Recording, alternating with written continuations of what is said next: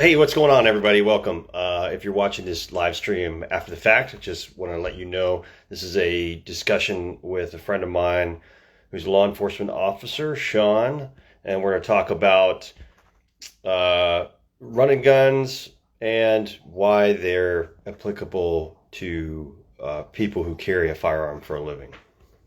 We're going to get Sean on here and we're going to talk to him. Let's see here. If it worked. Good old Instagram. There we go. Accept. Go live. Hey, there he is. What's up, Sean? Hey man, how you doing? Can you hear me? Yeah, happy Thursday. Happy Thursday to you. Doing the old man thing, asking if you can hear me. Cheers. So, the quick intro I just gave basically was got my buddy Sean here. He's come to my matches now for a couple years, and we actually go way, way back. But he's a law enforcement officer, and he kind of wanted to talk about basically why, like I said, why these events or just competition shooting in general is a good thing for someone who carries a gun, either military or law enforcement. I think we tend in both businesses, there's a lot of people who shy away from it. And we're going to talk about that, kind of talk about why, and talk about our experiences and how it's been positive in terms of making our marksmanship much better. So, Sean, welcome. Thank you Yeah, for man. coming up with this idea, and thank you for being on this live stream with me. Everyone else who's joining us from all over the place, good to see you too. If you have any questions or anything like that, go ahead and just shoot them up there, and we'll get to them. But Sean, why don't you just really quick introduce yourself, and we can get into the first question. Uh, yeah, my name is Sean. I've shot a couple of the matches now since I think my first one was in 2019 at DeWitt's. It's the first one I went to, and First year. That was the first Ellison's year. been gracious enough to let me help RO some of them too. So I got a chance to do that experience. And as far as LE stuff, I started back in '09 doing corrections for a sheriff's office and moved on to patrol with another local police department. Now I do canine stuff. Been involved in firearms, in different other parts of the department. I'm obviously not going to throw agency names out there. I will say the disclaimer, anything I say is my own opinion, not necessarily my agency for the people that know. I just have to throw that out there. So I think the first question is why should LE and Mill should consider doing competition? You know, for me, I think especially if your agency, some agencies they do force and other training that helps add stress and doing different things. But I think competition shooting is a great way to and add a stress factor because you got people watching you know, and you're trying to compete against not only yourself but other people in the overall standings, and that induces a certain type of stress that you don't get from just standing on the line shooting the range with a bunch of other people, you know. And I think what's nice about competition is you don't control what the stage is. So, like in your own practice, we practice what we like to do, and sometimes in competition, someone may throw a target up there or make you shoot a certain way, like one-handed. And you haven't been practicing that, and you're like, "Oh crap, man! I need to go work on that skill set." And it takes someone Yeah, else setting something up for you to do that, you know. So, yeah, I mean, definitely. how do you end up getting into it? Because you got into it before you started match directing. Yeah, I was in the military on active duty, and I shot fairly well there, according to their standards. And I heard about this style of competition, center fire biathlon. Colloquial term is run and gun, and I heard about it. I think in 2016 on a forum, and I watched a video, and I was like, "Wow, that looks awesome!" It's basically like all the fun stuff of a army range, without any of the stupid, completely, crazy safety and range control garbage that ruins all fun military marksmanship. So as soon as I came off active duty, I was able to get into one of the matches out in Oklahoma. I flew out there, I did the match, and I sucked. And it was great. And, ever since then, I would say my shooting has gotten dramatically better. I thought I was, by the standards that I was being measured by, I was good. I was shot expert all the time. I would get 40 out of 40. I knew how to run, the gun, so to speak. But I hadn't been challenged like competition shooting does. And I'm not just talking about my competition specifically or any of the other running guns that I've been to. I mean, I need to put it on paper how many competitions I've shot now, because it is a ton. But I'm not just talking about those. Any competition is good. And that's what I think a lot of guys miss in the Leo and military world, is that any competition is good. And the idea that it's going to completely brainwash you and you're going to have all these bad habits, I don't quite buy that. There are some competitions that have certain things that with enough repetition, it can get in your head. I've seen it in my competition where guys come over from maybe IDPA or USPSA or something like that, and they're used to a certain kind of thing. I don't think that necessarily is going to, quote unquote, get you killed in the streets. But any competition is good. Getting on the clock, having that pressure, being forced to have higher standards of marksmanship are all good. And having those in my life, man, I can't even look back at how I was at shooting now and think of myself as even close to a good shooter. I'm so much better because of these events. But yeah, so I went out, I shot that first one. After that, I did a couple more that were more East Coasty, and then there was a hole where there weren't any events out here, and the timing was just right for me to start my own events, and it went from there. How about you? Well, so I was like a lower percentage shooter when I used to do quals and stuff like that. So, and I got into the mode where I was going to the range like every 2 weeks, because the thing they stress in the beginning of your career when you're going through the academy is like, hey, these skills are perishable. This is probably the most training you're going to get in the academy, and some agencies are better than others, but you need to practice these skills. So I took that to heart. I went to go qual, and I did worse than I normally do. I'm like, man, the instructor could tell I was visibly frustrated, and he was like, hey, man, maybe it's not that you're not practicing. Like, you're practicing, but you're practicing wrong. You're doing the wrong things. And I was like, huh. So that really sunk in. And I started shooting different local action pistol matches, IDPA, USPSA, and next year my score jumped dramatically. So it had a positive effect now. And I also, added in taking classes outside my agency. So obviously that's a factor too, of sometimes seeking training, or if your agency's offering something and need volunteers, volunteer, to get that training, especially when they're paying you to go and might provide ammo and whatnot. Take advantage of that. Some of us in the mil LE field, we don't get paid enough. So, dry fire or taking advantages of opportunities within your unit or your agency is a big deal. But, I think what I like about running guns, we want to get into maybe why running guns over other competitions, is you get a chance to work on multiple things, right? You have a rifle and a handgun, and some people don't have, some of these matches are more pervy to one or the other. So now you're getting to work two different weapon platforms, two different skill sets. And then there's not just the shooting aspect, there's a physical capability to it. 50% your run score is your run time, and it's not just running. There's natural terrain obstacles. Some courses actually have obstacle courses you have to run through. Sometimes you have to carry, you've done sandbags or litter carries. And then sometimes the stages are going to have physical challenges within that stage, not just move me and shooting.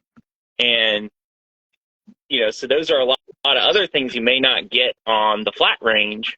And now you're also working physical skill set, which is just as important as shooting, in my opinion. Because, let's look at like a foot pursuit. You may be in a foot pursuit with somebody. You're chasing a significant distance, and all of a sudden something happens. It's now a physical fight or a gunfight. And the higher physical skill is, the better you're going to do at the end of that foot pursuit, versus being completely gassed out or you're going to lose the guy, and then that's just as frustrating as anything else, you know? Yeah. Uh, I agree. I mean, I think these style of competitions are phenomenal. I love them. That's why I put them on, and that's why I go to other ones, because they really are the best mix of all those things. How often would you say departments generally force their officers to go to the range and do a qual? So most states, it's mandatory once a year. Once a year, and Yes, roughly once a year. Once a year. Versus now, other states or agencies can make it higher. There's some I've heard is like every 3 to 4 months they're having a qual. Some it's just twice a year, every 6 months. Sometimes it depends also what you're doing. There are certain specialty units you may be required at one qual to a higher standard than like the patrol or the basic officer, and you may have to shoot more often, be it in your training or at least qualification. You did some SWAT stuff too, right? So I assume higher standards there, more often qualifying, that kind of thing. But what you're saying is on average, maybe once a year, maybe twice a year. So that basically is, for some officers, that is all they'll shoot that entire year. Mm-hmm. And like I said, it varies from agency to agency too. I will say that, just to be fair, it does vary from agency to agency. Some are going to give you more ammo to practice. They're going to work on more skills. Some it's just going to be the qual. Yeah. Yeah. And again, I'm sure the bigger, richer departments, they different standards and stuff like that. But even if it was you're going to the range once a month, even then, like, the people forget that officers carry a gun every single day, and the chances of you getting in a gunfight, at 5 p.m. on a Thursday are so much higher than everyone else in the country, your average civilian.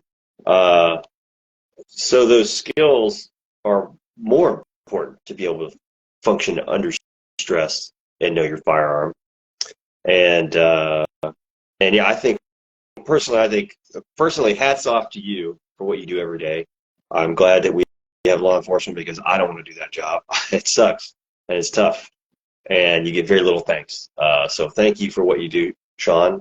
But I think one of the things that could benefit law enforcement nationwide, is more of this kind of, go out, do a competition, train, want to get better with your firearm, those kind of things. And what also sometimes, like you said, you did your first match and you sucked. When I did my first 3-gun competition, I came in like third from last or something like that. And that was actually a motivating factor for me. And some of the matches where, not every match, like last night match, I did really terrible with the run and gun and everything like that. But that's like a motivating factor. I take that as a motivation. Some people do that and then they're like, oh, I don't want to do this anymore because I didn't like it. But others look at like, hey, I failed. I'm going to push past this. And now I'm motivated to work on these skill sets and fix it. So that's also like a good mindset to have of, there's different instructors talk about when you fail, learn from it and move on. Yeah. And then it's nice to see the progression. Like my run times now are better than they used to be, so it's nice to see improvement too. And then it's a measure. It's something you can measure. I mean, not every match is the same, but something you still have. It's a rough measurement. It's, am I improving? Because some people don't know how to measure improvement. Yeah. So it kind of throws that out there. For me too, it's like, it's also, you can validate quick. So like sometimes I will run duty gear, even though it may put me at a disadvantage comparing to running some of my personal stuff, just to get better with that equipment. Or if I'm testing a new setup or something like that, it gives me a chance where if I run into because the nice thing about a run and gun, man, is you cannot have that open top, no retention holster on your handgun. You have to run.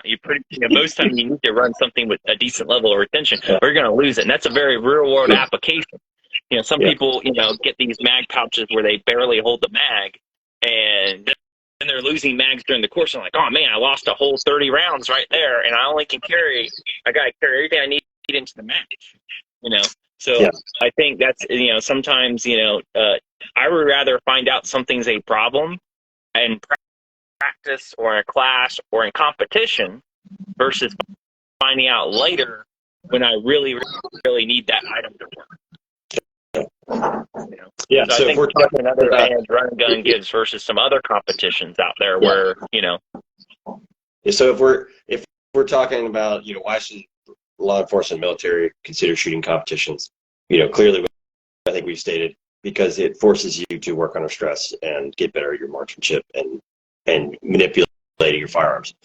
Why are these style of competitions, you know, even better for that? Fitness, you mentioned, equipment testing, you know, being able to run maybe gear that you couldn't run in another match. And hey, maybe you're not as competitive with it, but guess what? You're getting to run that duty gear in a situation and, you know, natural terrain and stuff that you would actually have to go through. And then, did I already say fitness? Yeah. You already said fitness. Like that's something too that, you know, which is another issue. And for the military side, I would say most people don't understand for the military side, besides the infantry and some portions of special operations, marksmanship and fitness are much less focused on as keys to success. And it's unfortunate because they're both basic soldier tasks. And even in those special operations and infantry units, the marksmanship levels that they're functioning at are much lower than what most people think. So this applies, you know, all across the board. And, you know, the same thing with police. There's a bunch of old, you know, stereotypes and tropes about cops. But to be honest, it's hard to stay in shape no matter what you do. Mm-hmm. So, well, you know, staying in shape too is just an important thing, because you're also going through, you know, like I said, there's different incidents that can happen. We look at, I think it was Allen, Texas, where the guy had an active shooter and he's having to run probably several hundred meters, several hundred yards to go find the guy with a rifle and full, you know, uniform and gear on, you know. So we look at situations like that where fitness is really important. Plus, you know, too, something that's talked about more on the LE side is the first thing is your officer presence. And these guys are assessing they can get away with something based on your officer presence, your command presence. And if you're in shape and you look squared away and stuff, sometimes that'll de-escalate a situation before it even gets to anything, you know. So, you know, because they're like, you know, that guy looks like I don't want to mess with him. You know, and I'm not saying, you know, necessarily, you know, that's me or something like that, but you know, that officer presence is a big deal, you know. But I think running guns, you know, you can have a stage where it's a hose it down pistol stage, kind of, you know, where you're working on that big speed, and then you could have a drill where it's a high accuracy standard. You know, like you had one drill where one match where if you didn't make your shot with the pistol, you now had to run forward to another position and then go one-handed instead of both hands. And then if you failed that, you had to go forward again and shoot with your weak hand. So so there was you know, it wasn't necessarily about, obviously you want to shoot the first time, be done. That's going to give you the faster time. But there's an accuracy, a high accuracy standard to that, because those pieces of steel weren't. That's the thing too. A lot of times in the military and law enforcement, they're shooting full size silhouette targets. You know, mm-hmm. and what did I see in the competition? Sometimes it could be as small as a 3-inch plate. You know. So that's a big deal, because now you're working on that balance of speed and accuracy. You want to be as fast as you can, but you got to, you know your capabilities. How fast can I shoot to get my shots? And also, like, you may have to work on the accuracy component, not just the speed component. You know, and then like we already talked about, you add all these physical factors to it, of physical stress and capability. You know. Yeah. So and the stage you're mentioning is the active shooter stage we did. And we've done it a few times. You need to bring that one back. But for those of you who weren't there or you haven't seen it, essentially you could shoot from the starting position, maybe a 70-yard pistol shot on a reduced torso, or run up to about 35 yards and take the shot. But you had to get you could only take 2 shots, and you had to get 2 hits. And then if you missed any of those shots, well, if you think about, if you're shooting at some guy, he's probably not going to just stand there. He's going to move. He's going to try to take cover behind something. So that meant that meant essentially you had to get closer, and the whole point of it was progressed. It's kind of like a choose your own adventure if you miss. But yeah, the idea is when you're out and about on duty or concealed carry, you need to understand the distance at which you essentially can get hits that are lethal, and they're guaranteed. Because if you're outside of that distance and you start blasting away, well, how's that going to work out? And then conversely, if you're inside that distance, that is a huge confidence boost. Mm-hmm. Well, there was like one match I went to. It wasn't a run and gun, but like you could shoot it from the starting point, or you can move forward to a different box to be closer. Yeah. So some people, because they knew their skill sets, chose to run forward rapidly to get closer. They could be more accountable versus taking their shots from further away. So that there is a benefit, and that's where competition could highlight your skill set, because sometimes you'll put the target out 40, 50 yards.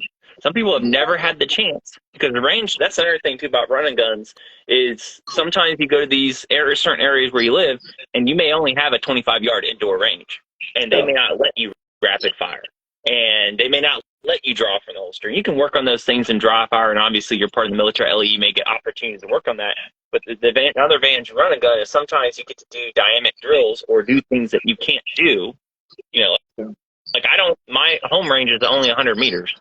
So sometimes going to the running guns, and it's not just shooting the stages, but like the last one you did at Old Fort, which was really nice, is during the day you could pay $20 and shoot out to 700 yards if you wanted to. Mm-hmm. So it was nice to get the opportunity, because very few people get that chance, depending on where they live, to get a chance to do that. And that was just something like, hey, that's a great deal. Spend $20, get to shoot all day I want out there, can work on zeros and stuff. And some people were doing that before they shot the night match. Some people had already shot the night match before and was working on stuff from there. And for a Leo, you may not have time to go back to the squad car, get the rifle, like you may have to take a shot with your pistol that's much further than what most people think is what pistols are for. There was an Air Force MP, I think, I'm trying to remember his name, back in the 90s. Like a 70-yard, like a bike cop, he took a 70-yard shot. I think. Well, I think he like almost a mile or something like that. So that's stressful. That's physical capability. And then he did I think it was about 73 yards, and he fired 3 times. I think he hit the guy twice with a Beretta. First shot, double action, and all he did is he dumped the bike and he got onto a knee and did it. And this guy had an SKS, and it just shot up a clinic or hospital or something like that. Yeah. So it's kind of one of those things. That's after biking to the location. And that's even though he was military, he was MP. So that's almost a law enforcement and a military application. Think about from that as an MP. For that kind of situation. And I have to look at the book, but try and remember the name of the author. But he wrote a book too about that incident. So, but I guess the other thing we could get into is suggested gear for someone that's military or law enforcement that's getting into this. I think the first thing I would say you don't necessarily need a bunch of fancy gear. I've worn my duty belt before, or my vest that's issued to me. A lot of times military guys get certain gear they can take home with them. I know sometimes the struggle is where not your weapons are, or not they turn them into shift. That's not as common in the LE field. There is pool rifles where you may not get issued a rifle, so you may have to be checking that rifle in and out for your shifts. But what my dad did when he was in the Army is the first thing he did when he joined is he went and bought a Armalite AR set up exactly like his M16 at the time. And he went, at the time that was in 80 when he joined, so they didn't have the Berettas yet. But he went and bought a regular, government model 1911. He still had some nice stuff. They had the Colt Gold match and whatnot. But he bought similar guns that he was issued to, so he could go to the range and practice with something that was similar to what he was issued to. But the advantage to LE is most of the time they're at least issued the pistol. Yeah.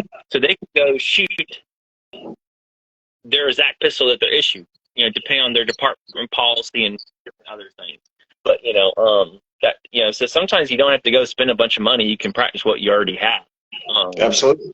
Yeah, I think. And Yeah, Army, Army side, most people, they're probably not going to get the exact setup because they want something a little bit nicer. But the point still is valid. You don't have to go out and have a extremely expensive set of gear to do matches like this. I've got an article on the website, on the blog, that's basically gives you the lowdown of what's kind of the basic stuff you need. It's very simple, and it's absolutely doable with duty gear. And if you're in a unit, there are ways to, in the military side, there are ways to get your firearms approved to be signed out and transported and do a civilian match with them. But otherwise, most people who are coming out, they already have an AR-15, so that's pretty close to using the military. AR-15 and a red dot, or some kind of prism optic. But definitely advantage to the law enforcement where you get to take your duty sidearm at least home with you. Yeah, and I mean, I'm not saying you have to shoot duty gear. You can obviously have your own personal stuff, and sometimes that will give you a competitive advantage. But if you're still would argue, even if you're not shooting your duty gear, if you're shooting a handgun in competition or a running gun and a rifle, that's going to translate over to a certain extent where you're going to be better with your duty gear. Absolutely. I would say that the one thing is, if you have a double action, single action, firearm for your duty gun, yeah, I would bring that every time and shoot the absolute hell out of it, because it is a very different feel than, if you're just shooting striker fired all the time, I think. And that's something that the more practice you get doing that double action to single action transition is very important.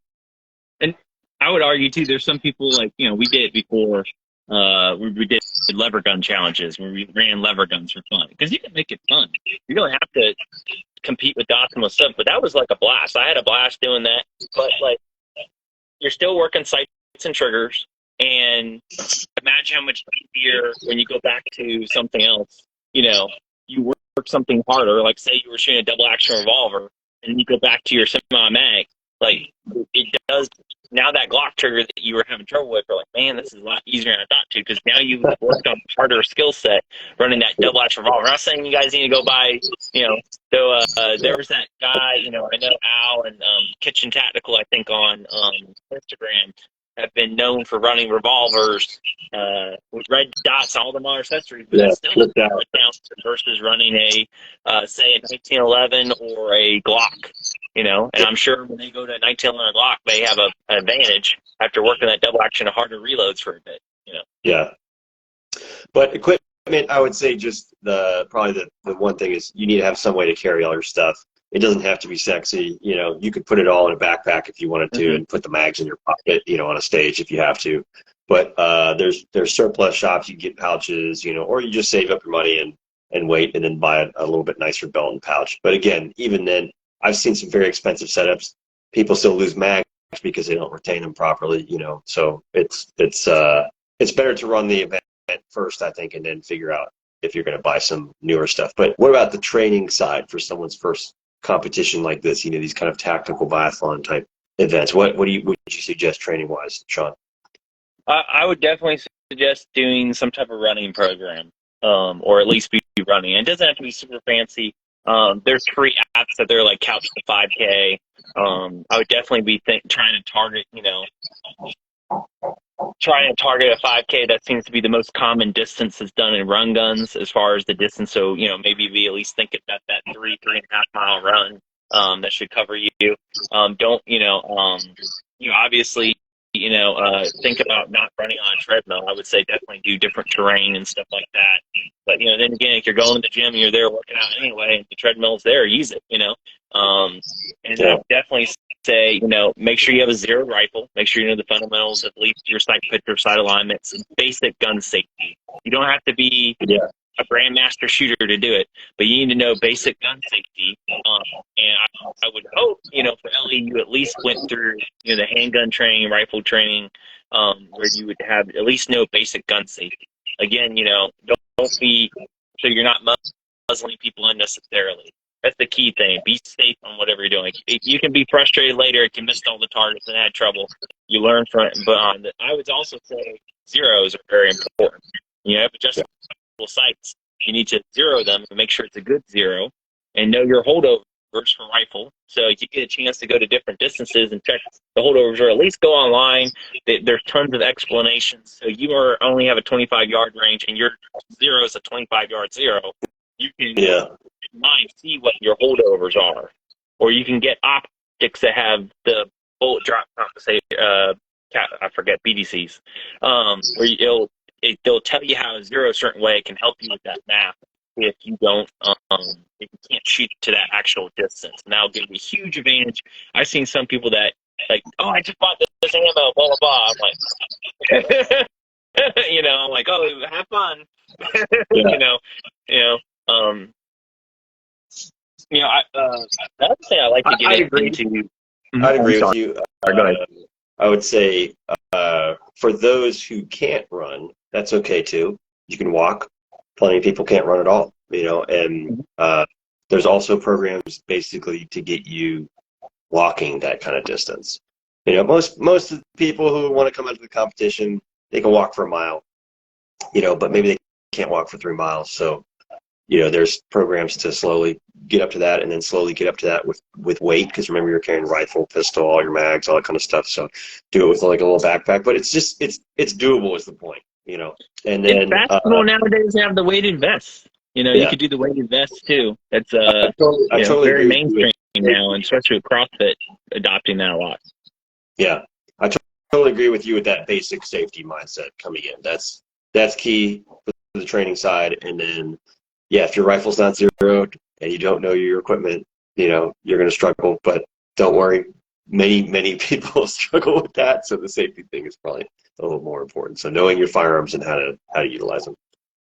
I guess the other thing we could throw out there is there are different types of running guns. So depending on, you can sometimes work more skill sets than just the individual ones that we've been talking about.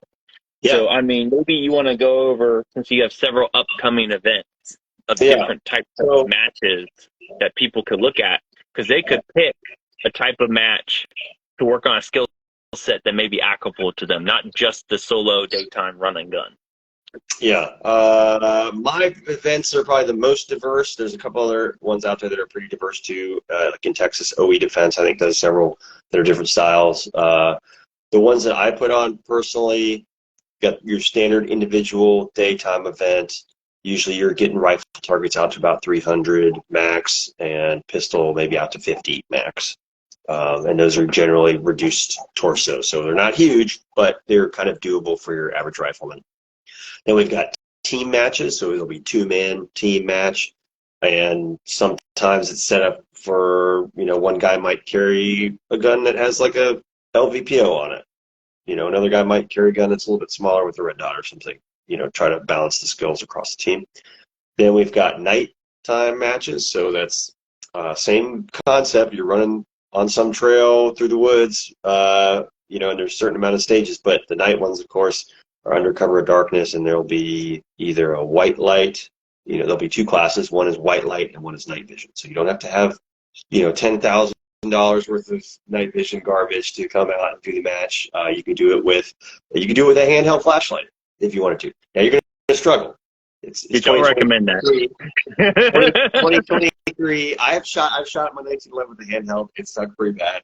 It's 2023, so they do make lights that attach to your rifle and pistol, and you should probably have those if you're going to come to the competition. It really helps a lot.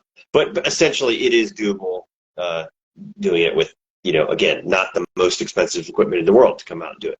And then finally, we've got a land nav version where you essentially do orienteering as a 2-man team, and then you shoot some, and then you do some more orienteering, and then you shoot some more. And that is kind of the most military type event that we do. There's kind of a scenario behind it as well. And that's I don't know if we have a flagship event, but that's like the big one. It's further. It's usually over 10K. This year, some teams went like 12 or 13 miles, depending on how lost you get. But that's the biggest match that we do. So a variety of skills, like you said, you can get more out of it. The biggest thing with the team matches is communication. And that's super applicable to everyone, but especially military law enforcement, working, with partners and being able to shoot and move, communicate, describing targets to each other, maybe even use your partner's equipment. Those are all skills that we test in the stages in the match. So you could get a squad mate to go, someone that you work with on your shift. You could get someone if you're on a TAC team of some type. You get someone from the TAC team to go with you. Because I would also say another important thing of the team match is not just communication you're working on, is safety around each other. Because you're moving in and around each other, and some people get used to that 180 rule, and they're not used to thinking like, I got to make sure I don't muzzle my teammate while I'm moving around him. That's very important, too. So that's another aspect I think team matches get to you. And you have a night team match coming up, too. Yes. I didn't mention that. So that'll be our first time doing a night team match this November out in Old Fort, North Carolina. So same concept, all at night, but as a team. So that one will be pretty exciting. And two, depending on what you do in LE, the land nav applies to on a search and rescue team. So again, and the military guys, you guys do land navigation all the time. That's it. Now you get add that stress of trying to go through the course and test other skills, not just your shooting and physical skills. And then the night matches too, I think, is if you want to talk about testing the validity, like how valid your equipment is, I think the night matches are the biggest one for that. Yeah, so because some LED are using night vision, and then because you could have a light and you think, man, this light's great, and then all of a sudden you're trying to throw it out beyond 50 yards, or depending on what distance it is, and it's not thrown, or it doesn't have enough spill that you miss a target, or having trouble finding a target. So that's the biggest thing that I probably have spent money on, is upgrading my lights. But I've done it. It wasn't a great experience, but I still learned a ton.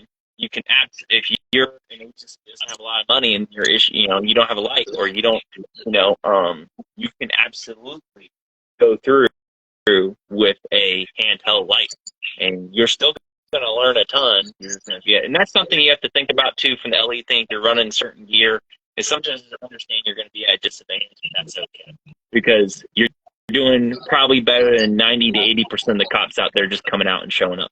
Yeah, doing some night shooting under stress, knowing where your equipment is when you can't see it. All great stuff. And you also have this upcoming match. You have a shotgun challenge, because I know some people that are not issued a rifle. All they have is a shotgun. And you have the shotgun challenge coming up this September at DeWitt's too. You want to tell some people about that? Sure. Once a year we do a special challenge where we use the match still happens just as normal, but if you want to, you can take part in the special challenge, and we've run, lever guns, something like that. And the stages are ever so slightly modified to accommodate the lever guns, but you're still competing against everyone else. And it's just fun to try to run something different, and then we might have like a special award for people who do that. So this year we're doing a shotgun challenge, and, Corey had the idea. I think you've had the idea. Several other people have talked about it for a while, and I have a Mossberg 500. It's been the stage shotgun we've used in the competition before, and I know how to run it. I've shot tons of clays with it, believe it or not. It's kind of a little bit more of a tactical shotgun with tons of clays, and I've shot slugs and buck and all that kind of stuff through it. What I think is cool about this competition is kind of showing, well, what are the limitations of a shotgun? If there's a guy with a shotgun on my team, or the guy who's patrolling and he's got a shotgun in his car, what types of ammo can we use to hit what types of targets at what ranges? And, this is not 3-gun. I'm sure someone will do the match with a 3-gun shotgun. That's totally fine. They can do it with a side-by-side if they want to. The point is, can you run that gun, in this sort of tactical environment? And what are the advantages, disadvantages, and how do you learn to use which ammo at which targets when, kind of thing. Yeah, that's the biggest thing I'm probably going to have to work on, because talk about some departments, some only issue one ammunition type. Now you're adding that dynamic of being able to change ammo or load accordingly depending on the task at hand. Yeah. And there's some, so that'll probably be the biggest thing I'll need to just work on before going. But I think that's another cool thing, because what's the most common thing a lot of people get? a shotgun. Yeah. I would say handgun first, some type of handgun, and then a shotgun. So It's you an might have extremely people that versatile never done a gun. run and gun. They'll be like, "Oh, there's a shotgun thing. I'm going to do it now to get that, practice with something I have or been issued or carry or have at home defense that's been sitting in the safe for home defense. Now you get a chance to test that equipment. Yeah. I think I'm sure some internet people would argue with me, but I think it's still like the one gun. If you were going to get one gun, and it had to be fun, and it also had to be your end of the world. Maybe not against human beings, kind of thing. But like the shotgun is just so versatile. You can use it on so many different types of ammunition. You can hunt. You can hunt and self-defense tool. You can hunt. You can take a game that's pretty big. You can take birds. I can't shoot freaking birds out of the sky with my AR-15 very easily. That's pretty hard.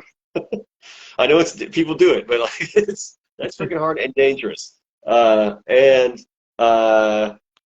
You can breach with it. You can do all sorts of stuff with shotguns. So I'm looking forward to it. I think it'll be fun.